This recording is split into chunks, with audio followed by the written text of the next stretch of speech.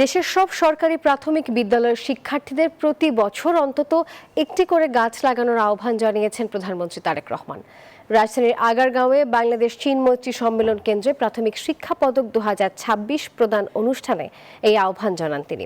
উদ্বোধন করেন দেশব্যাপী সরকারি প্রাথমিক বিদ্যালয়ে বৃক্ষরোপণ কর্মসূচির। প্রাথমিক বিদ্যালয়ের শিক্ষার্থীদের তৈরি বিভিন্ন উদ্ভাবনও পরিদর্শন করেন। দেশকে পরিচ্ছন্ন ও পরিবেশ রক্ষায় সক্রিয় ভূমিকা রাখার তাগিদ দেন সরকার প্রধান।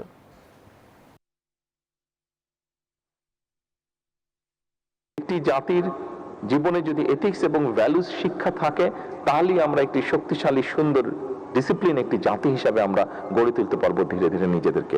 আমরা আগামী দিনের সিলেবাসগুলোর মধ্যে আমাদের বিভিন্ন সামাজিক বলেন, ধর্মীয় বলেন, যে এথিক্স বা ভ্যালুসগুলো আছে, পারিবারিক ভ্যালুস বলেন, সামাজিক ভ্যালুস বলেন, ধর্মীয় ভ্যালুস বলেন, এইগুলোকে আমরা ইনক্লুড করতে চাই।